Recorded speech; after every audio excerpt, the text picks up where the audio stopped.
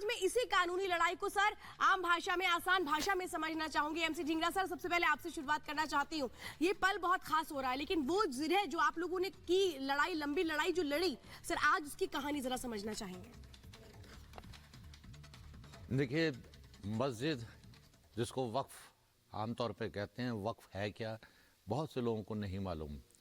वक्फ जो एक ओनर अपनी प्रॉपर्टी को डेडिकेट कर देता है अल्लाह के नाम में और खुद को डाइवर्स कर देता है अपनी ओनरशिप से, तो दैट बिकम्स वक्फ। और जो ऐसा करता है उसको वक़िफ़ बोलते हैं। ही में भी ये शिया और ही में भी ये सुन्नी।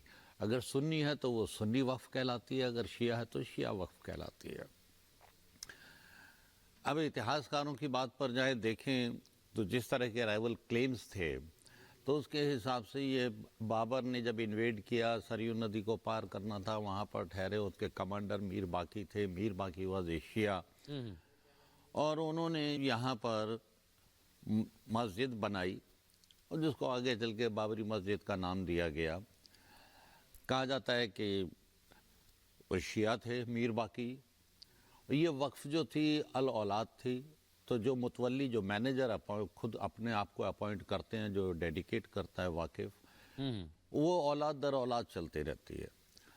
अब उसकी लिटिगेशन जो अगर पहले समझ में जो सामने आई थी, वो एक मोहम्मद असगर थे, ही वॉज एशिया मुतवल्ली। लिटिगेशन चली, तो उससे एक आइडिया लगता है कि हाँ जी ये इसकी डिसेंडेंट्स में से थे, असगर अली, मोहम्मद असगर, सॉरी। आगे चल के खैर अब वो रिजीम था एक टर्मोइल का, लड़ाइयाँ होती रहीं, 1938 में भी झगड़े हुए। अल्टीमेटली 1945 में, अब क्योंकि ये शिया वक्फ थी, तो इट वाज रिकॉर्डेड एज सुन्नी वक्फ in the register. That created problem. So litigation arose before the court in 1945. उसमें शिया बोर्ड हार गया। 46 में वो जजमेंट आई। Result was because of turmoil, Shia Waqf ने उसके खिलाफ अपील नहीं करी। Matter remained there. अब उसके बाद फिर लेट 50s में, 60s, लेट 50s में लिटिगेशन शुरू हुई। हिंदू पक्षों ने मुकदमे डाले इस मंदिर, बाबरी मस्जिद के बारे में, और अल्टीमेटली वो 2, 3, 4 दीगर 5 मुकदमे बने जी। तो वो सुप्रीम कोर्ट ने ट्रांसफ़र कर दिया हाई कोर्ट में। बिल्कुल।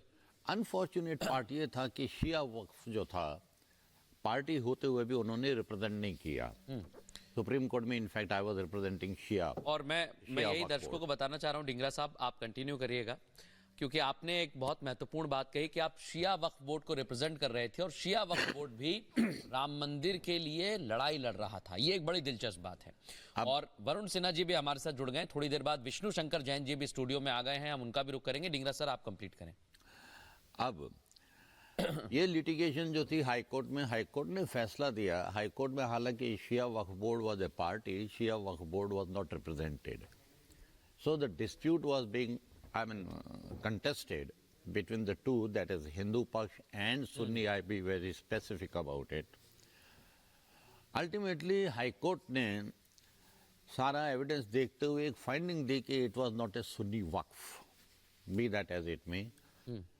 अपील सारी आ गई सुप्रीम कोर्ट में। अब एक फैसला था 46 का, जिसमें कहा कि ये शिया वक्फ नहीं है। हाई कोर्ट ने कह दिया ये सुन्नी वक्फ नहीं है। So it is at that stage, जब मामला सुप्रीम कोर्ट में था, तो शिया वक्फ